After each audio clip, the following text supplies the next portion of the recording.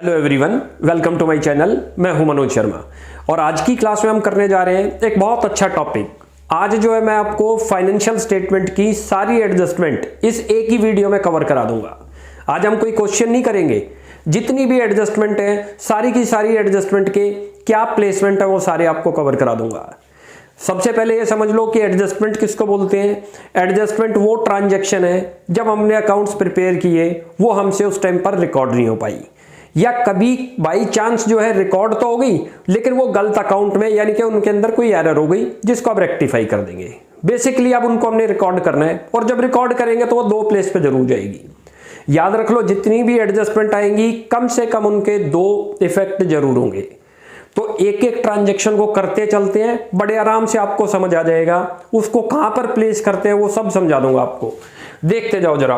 सबसे पहले तो बहुत आसान से बेसिक से शुरू करते हैं। क्लोजिंग स्टॉक आ रहा है। देखो जनरली सबको पता है कि क्लोजिंग स्टॉक है।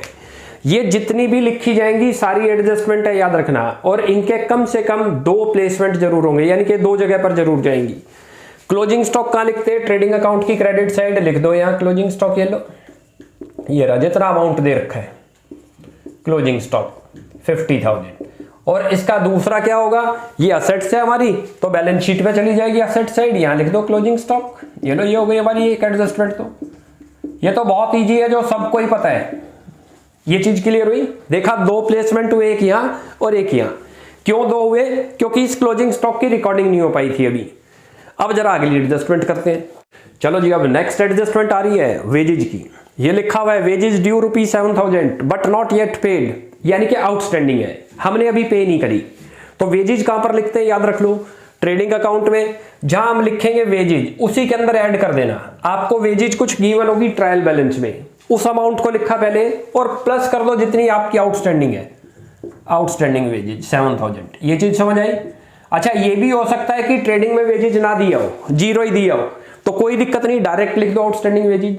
और उसके बाद क्योंकि हमें ये पे ऑफ करनी है अभी, तो यहां पर लिख देंगे आउटस्टैंडिंग वेजेज।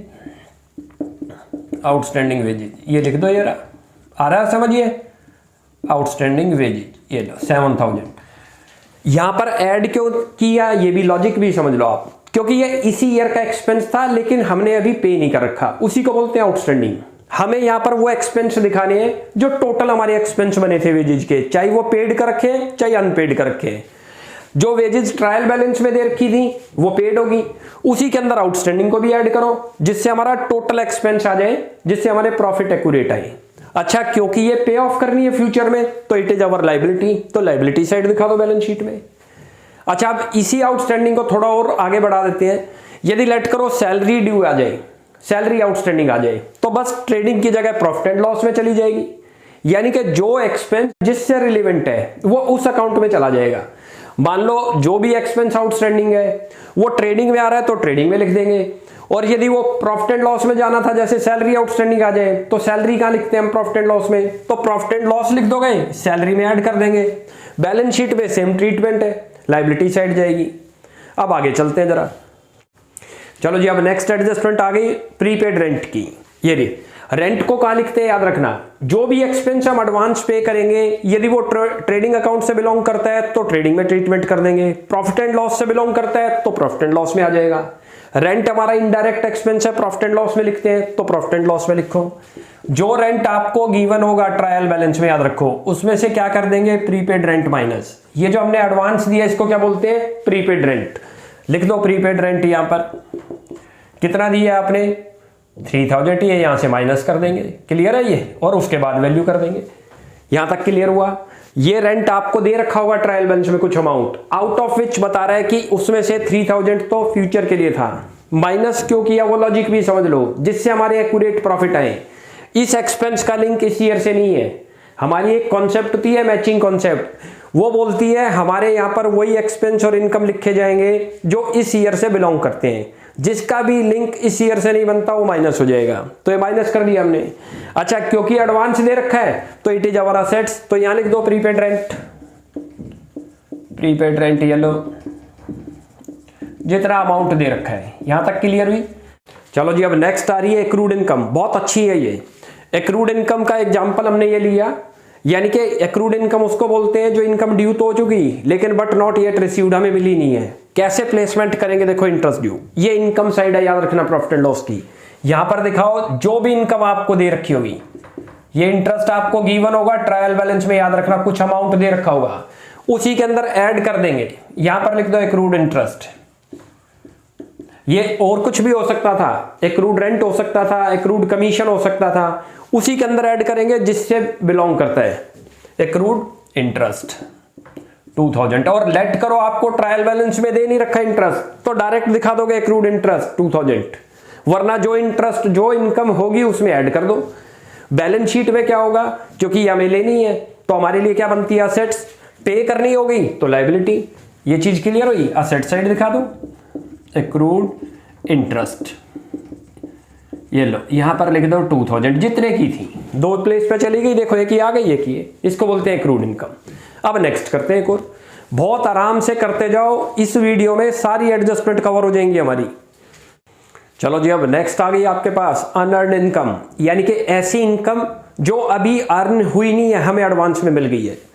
उसका एग्जांपल हमने ये लिया, commission received in advance. Clear बता रहा है, कमीशन रिसीव्ड नहीं हुआ, एडवांस में आ गया, यानी कि फ्यूचर के लिए आया है, इस ईयर से बिलोंग नहीं करता, माइनस होगा। या कमीशन इनकम कहां लिखते हैं, इधर लिखते हैं। आप पहले कमीशन लिखो जो ट्रायल बैलेंस में दे रखा होगा, आपको याद रखना, और उसमें से ये जो आपको एडवांस इनकम आई है यहां माइनस कर दो, एडवांस कमीशन,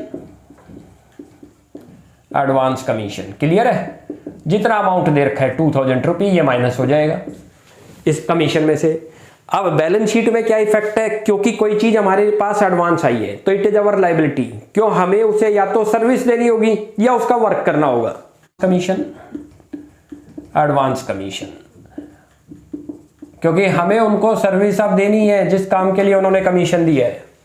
ये चीज क्लियर होगी, ये तो बन गया अब हमारा ये एडजस्टमेंट। अब नेक्स्ट चलते हैं, चलो जी, अब नेक्स्ट आ रही है प्रोवाइड इंटरेस्ट ऑन कैपिटल, यानी कि जो बिजनेसमैन ने कैपिटल बिजनेस में इन्वेस्ट कर रखी है उसके ऊपर हमें उसे इंटरेस्ट पे करना है। It is expense for the firm, तो एक्सपेंस किधर लिखते हैं, प्रॉफिट एंड लॉस में डेबिट साइड, यहां पर लिखो interest on capital, interest on capital. कितना अमाउंट आएगा वो चेक कराते हैं आपको, वो बनेगा 18,000। कहां से आया ये बताओ, ये देखो, ये वर्किंग में निकाल लिया करो आप इंटरेस्ट, ये रहा, आपको दिखा देता हूं ऐसे, ये रहा। टोटल कैपिटल दे रखी है 2 लाख रुपए, जो कि ट्रायल बैलेंस में आपको गिवन होगी, हमने ब्रैकेट में ले ली है 2 लाख। इसके ऊपर रेट लगा दो, कितना देना है, 9/100 है, रेट लगा दो 9/100, कितना बन गया 18,000, ये बन गया। ये हमारे लिए एक्सपेंस बनता है तो डेबिट साइड आएगा P&L अकाउंट में, और उधर बैलेंस शीट में क्योंकि बिजनेसमैन को पे करना है उसकी कैपिटल में ऐड कर देंगे। ये कैपिटल आप यहां लिखते हो लायबिलिटी साइड, याद करो, कैपिटल में लिखो 2 लाख और प्लस कर दो interest on capital, on capital कितना अमाउंट था 18, तो कैपिटल जो दिखाई जाएगी कितनी दिखाई जाएगी, ऐड करके। पॉइंट क्लियर हुआ, दो जगह पहले कैलकुलेट करो कितना इंटरेस्ट बना 18,000, वो दो जगह जाएगा। फर्म के लिए एक्सपेंस बनता है तो ये डेबिट साइड आएगा, क्योंकि P&L की डेबिट साइड कौन सी है, एक्सपेंस वाली, क्रेडिट साइड कौन सी है, इनकम, तो डेबिट में हमने दिखा दिया। उसके बाद क्योंकि उसे पे करना है तो ऑलरेडी उसकी कैपिटल तो है ही बिजनेस में 2 लाख, उसमें ऐड करके दिखा दो। अब नेक्स्ट चलते हैं, चलो जी, अब नेक्स्ट एडजस्टमेंट आ गई interest on drawings, provide interest on drawings, यानी कि जो बिजनेसमैन ने पर्सनल यूज के लिए निकाल रखा है, चाहे वो गुड्स निकाल रखी हो चाहे उसने कैश पर इंटरेस्ट चार्ज करना है, यानी कि बिजनेसमैन से लेना है, ये बिजनेस के लिए इनकम बनती है, याद रखना इधर आएगी।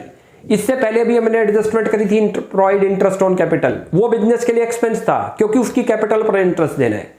यहां उसने ड्राइंग्स कर रखी है, उससे लेना इंटरेस्ट, और जो फर्म को लेना होगा इट इज इनकम, तो क्रेडिट साइड दिखा दो, ये रहा bye interest on drawings. Amount कैसे निकलेगा, 6,000 आ गया, कैलकुलेट कर लो 6% ऑफ 1 लाख। अब बैलेंस शीट में कैसे ट्रीटमेंट होगा, ये देखो, ये जो आप यहां बैलेंस शीट में कैपिटल में से माइनस करते हो, ये रहा, यहां जब ड्राइंग्स माइनस करोगे तो 1 लाख तो माइनस होनी है उसकी ड्राइंग्स जो दे रखी है, साथ में इंटरेस्ट भी माइनस कर दो कैपिटल में से, या दोनों को ड्राइंग्स में ऐड, इसको इसमें ऐड कर दो। ये चीज क्लियर हो गई, यानी कि 2 तरीके हैं इसको करने के। जो कैपिटल गिवन होगी ट्रायल बैलेंस में, उसमें से ड्राइंग्स तो माइनस करते ही आपको याद हो, और साथ में इंटरेस्ट ऑन ड्राइंग्स भी माइनस कर दो।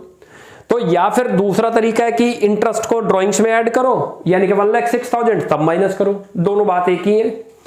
अब जरा आगे चलते हैं। चलो जी, नेक्स्ट एडजस्टमेंट आ गई डेप्रीशिएशन की। अब जरा ये देखो, यार डेप्रीशिएशन आ रहा है, डेप्रीशिएशन एक्सपेंस है हमारे लिए। एक प्लेसमेंट तो ये हो गया, यहां लिखो टू डेप्रीशिएशन। कितना अमाउंट दे रखा है? 8,000, ये लिख दिया। बैलेंस शीट में जाओ, जो मशीन आपको दे रखी होगी उसमें से माइनस कर देना। मशीन की वैल्यू ट्रायल बैलेंस में गिवन होगी, वहां से डेप्रीशिएशन माइनस कर दो। ये चीज क्लियर हुई? कितना अमाउंट है? 8,000 दिखा दो। क्लियर हो गया? दो जगह जाना था, एक यहां गया, यहां क्यों आया? क्योंकि एक्सपेंस था।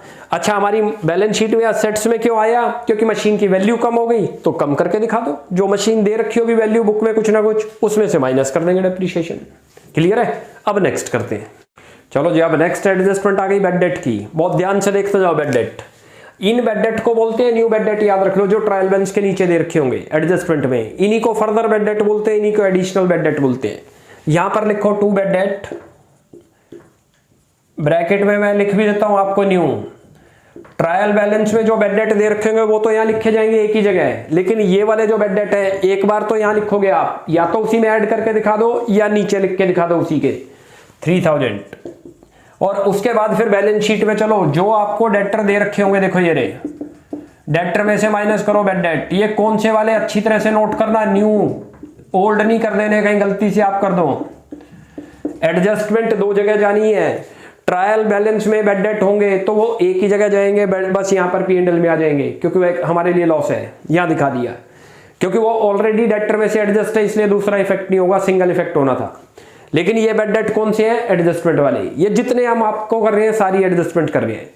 उसके बाद एक बैड डेट का ट्रीटमेंट ये हुआ, यहां लिखा, दूसरा आपने डेटर में से माइनस कर दिया। नेक्स्ट चलते हैं अब इसी का। चलो जी, अब नेक्स्ट एडजस्टमेंट आ रही है बहुत अच्छी, प्रोविजन फॉर डाउटफुल डेट की।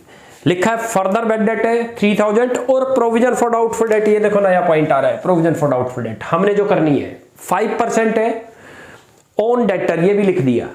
और debtor given in trial balance 83। अब कैसे ट्रीटमेंट है पहले देखो। देखो, इसको समझने के लिए बहुत आसान तरीके से समझो। सबसे पहले तो यहां बैड डेट लिखो जो आपको गिवन है। कौन से वाले? जो न्यू एडजस्टमेंट में, ये एडजस्टमेंट है, याद रखना 3,000। इधर ये मेरे डेटर है, कितने दिखा रखे हैं आपको याद हो? 83,000। इसमें से पहले तो जो ये बैड डेट थे माइनस करो। आपको याद हो हमने अभी पिछली एडजस्टमेंट करी थी जिसमें बैड डेट था, एक बार यहां लिखते हैं और एक बार यहां लिखते हैं, यहां से माइनस करो। ये रहा, कितने बच गए आपके पास? इनको बोलते हैं गुड डेट। इनके ऊपर प्रोविजन बनता है, क्योंकि ये तो डेटर वो थे जिसमें 3,000 आपके बैड डेट हो गए, तो बच कितने गए डेटर हमारे पास? 80। जो प्रोविजन फॉर डाउटफुल डेट बनेगा हमेशा गुड डेटर पर बनेगा, यानी कि 5% किस पर चार्ज होगा? 80,000 पर। ये चीज याद रहेगी। ये मिस्टेक मत कर देना कि डायरेक्ट 83 पर निकाल दो। सबसे पहले क्या काम करेंगे? पहले बैड डेट माइनस होगा, फिर जो वैल्यू आएगी उसके ऊपर प्रोविजन बनता है। तो अब इसके ऊपर 5% आप बना दो, वो बनता है 4,000। वो यहां ले लो आप, ये माइनस करके यहां तो दिखाएंगे बैलेंस शीट में तो 76, याद रखना। और वो 4,000 आप यहां पर लिख दो डेबिट साइड में, इसमें प्लस कर दो। तो ये रहा provision for doubtful debt, provision for doubtful debt. D/D का मतलब डाउटफुल डेट। क्लियर हो गया? और वहां क्या करेंगे? ये दोनों वहां डेटर में से माइनस करके दिखा देंगे। 3 भी माइनस कर दिया, 4 भी। बैलेंस शीट में कितने डेटर आएंगे अब? 76, याद रहेगा। ये कैलकुलेशन मैंने यहीं दिखाई, आपने वर्किंग में कर लेनी है। अब एक और एडजस्टमेंट करते हैं, बैड डेट से रिलेवेंट ही है, अब उसमें डिस्काउंट भी आ जाए तब क्या करते हैं। चलो जी, एक बहुत अच्छी एडजस्टमेंट आ गई जो एग्जाम में आएगी। फर्दर बैड डेट भी है, प्रोविजन भी है और प्रोविजन फॉर डिस्काउंट भी है। बड़े ध्यान से देखते जाओ। सबसे पहले तो बैड डेट देखो कितने दे रखे हैं? 3,000 लिख दो आप बैड डेट। यहां कितने दे रखे हैं? 3। ये न्यू बैड डेट है, याद रखना। अच्छा, प्रोविजन कैसे बनता था? अभी पिछले में भी करा था हमने कि पहले डेटर में से फर्दर बैड डेट माइनस होंगे, जो वैल्यू है उस पर प्रोविजन। ये वर्किंग में आओ, आपको डेटर कितने दिखा रखे हैं? ये रे 83,000। इसमें से पहले क्या माइनस होगा? आपके बैड डेट, जो फर्दर बैड डेट हुए थे, उसके ऊपर प्रोविजन बनेगा। ये रहा, ये 80 जो बच गया, इसके ऊपर प्रोविजन फॉर डाउटफुल डेट बनाओ। आ गया समझ? कितना दे रखा है? 5%। कितना बन गया? 4,000।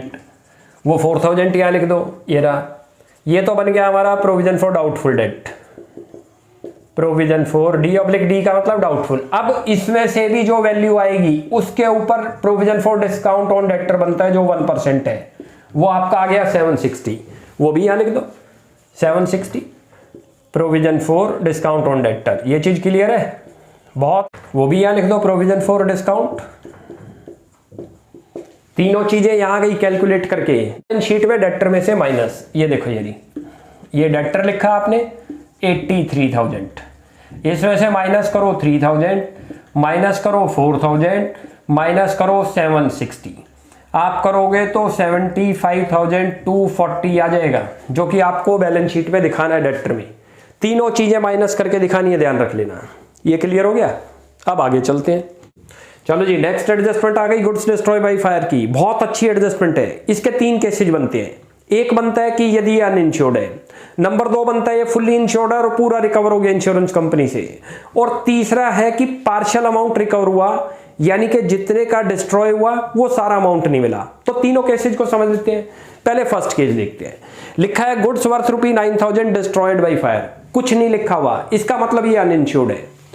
यहां पर परचेज, हमेशा जब भी गुड्स की बारी आएगी परचेजेज में से माइनस, याद रख लो, क्योंकि आपकी परचेजेज रिड्यूस हो गई। कितना अमाउंट? 9,000, 9 लिख दो यहां।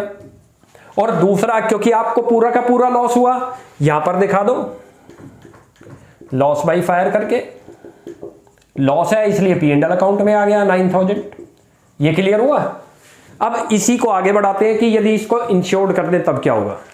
चलो जी, अब नेक्स्ट आ गई, आपको गुड्स लॉस बाय फायर हुई, लेकिन क्योंकि वो फुल्ली इंश्योर्ड थी और एडमिट हो गया पूरा का पूरा क्लेम, एडमिटेड फुल क्लेम, यानी कि इंश्योरेंस कंपनी से पूरे पैसे मिल जाएंगे। सबसे पहले वही काम है आपको बताया, क्योंकि गुड्स तो डैमेज हुई है तो परचेजेज तो हमारी कम हुई है, परचेजेज में से तो माइनस करो 9,000। अब लॉस हुआ नहीं तो प्रॉफिट एंड लॉस में कुछ नहीं जाएगा, बैलेंस शीट में लिख दो इंश्योरेंस क्लेम, इंश्योरेंस क्लेम। जितने का आपको मिल रहा है, पूरा मिल रहा है तो पूरा दिखा दिया हमने। ये चीज क्लियर है?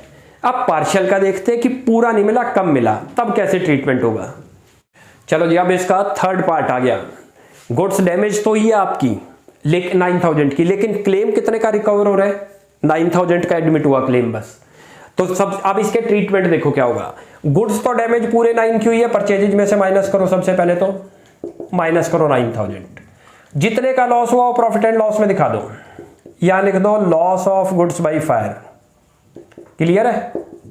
ये तो हमने यहां दिखा दिया, 9 की हुई थी ये माइनस करा परचेजेज में से, 7,000 का क्लेम मिल रहा है तो दिखता है कि 2,000 का लॉस हुआ, वो प्रॉफिट एंड लॉस में चला जाएगा, और जो इंश्योरेंस कंपनी से मिलेगा वो यहां लिख दो इंश्योरेंस क्लेम, जितना मिल रहा है। क्लियर हो गया? बहुत अच्छा पॉइंट है, ज्यादातर ये पार्शियल का है, ये कि पार्शियल अमाउंट रिकवर हो रहा है। दोबारा समझ लो, परचेजेज में से माइनस। अच्छा, तीनों केस में आप नोट करना, जितने का डैमेज है परचेजेज में से उतना ही माइनस होगा हमेशा। कोई लॉस हुआ तो P&L में दिखा दो, लॉस नहीं हुआ तो सीधा बैलेंस शीट में दिखा दो, और कुछ लॉस हुआ और कुछ रिकवर हुआ तो दोनों जगह दिखा दो, P&L में भी और बैलेंस शीट में भी। तो तीनों केस कवर हो गए। अब नेक्स्ट करते हैं गुड्स से रिलेटेड ही। चलो जी, अब नेक्स्ट एडजस्टमेंट आ गई गुड्स से रिलेटेड ही। जितनी भी गुड्स की बारी आएंगी, याद रख लो, जितनी भी गुड्स से रिलेटेड एडजस्टमेंट है, परचेजेज में से हमेशा माइनस होंगी उसकी कॉस्ट वैल्यू। यहां पर आ जाओ, अब परचेजेज में से माइनस करो सबसे पहले, जितने की उसने ड्राइंग्स कर ली 6, ये ड्राइंग शीट हो गई जो पर्सनल यूज हुई। अब यहां जब बैलेंस शीट करोगे तो जो कैपिटल है उसमें से माइनस करके दिखा दो इसे 6,000 रुपये को। क्लियर हो गया ये? क्योंकि ये ड्राइंग से हमारी कैपिटल में से माइनस करते हैं हम ड्राइंग्स, तो ये ड्राइंग्स बन जाएगी। 6,000 परचेजेज में से माइनस, 6,000 कैपिटल में से माइनस। क्लियर है? अब एक और करते हैं। चलो जी, अब एक और एडजस्टमेंट आ गई। देखो, goods distributed as free sample, हमने जो है डिस्ट्रीब्यूट किया फ्री सैंपल, यानी कि फ्री सैंपल मींस एडवर्टाइजमेंट के लिए। तो क्या करेंगे, मैंने आपको बताया, जब भी गुड्स यूज्ड होगी परचेजेज में से माइनस, याद रख लो, माइनस करो यहां से जितने की हुई। ये प्रॉफिट एंड लॉस में चले जाओ, यहां लिख दो आप एडवर्टाइजमेंट, एडवर्टाइजमेंट कितने का है 25। ये चीज क्लियर हो गई? एक बार परचेजेज में से माइनस, एक बार यहां से। गुड्स जब भी यूज्ड होगी ना, चाहे वो लॉस बाय फायर हो, चाहे कहीं पर भी आपने यूज करी हो, हमेशा परचेजेज में से तो सबसे पहले माइनस करो ट्रेडिंग में। अच्छा, यही यदि चेंज होके आ जाए, goods worth ₹this, distributed as charity, आपने चैरिटी के लिए दिया, तब भी यही ट्रीटमेंट होगा, यह एडवर्टीजमेंट हट जाएगा, चैरिटी आ जाएगा। क्लियर है ये? अब नेक्स्ट करते हैं, एक बहुत अच्छी एडजस्टमेंट आ रही है मैनेजर कमीशन, बहुत ध्यान से देखना। चलो जी, अब एक बहुत अच्छी एडजस्टमेंट आ रही है मैनेजर कमीशन की, कि मैनेजर को कमीशन देना है ऑन प्रॉफिट। याद रखो, क्लियर होगा, प्रॉफिट होगा तो मैनेजर को कमीशन मिलता है, लॉस आ जाए कभी नेट लॉस तो कमीशन नहीं मिलेगा।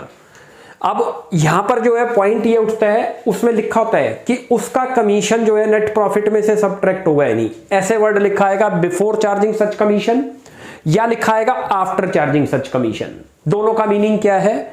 बिफोर चार्जिंग सच कमीशन का मतलब है जितना नेट प्रॉफिट आया सीधा उस पर कैलकुलेट हो जाएगा उनका कमीशन। आफ्टर चार्जिंग सच कमीशन का मतलब है कि जो नेट प्रॉफिट आया है उसमें से पहले उनका कमीशन माइनस होगा, जो वैल्यू आएगी उस पर कमीशन कैलकुलेट होगा। कैसे कैलकुलेट करते हैं वो समझो पहले आप।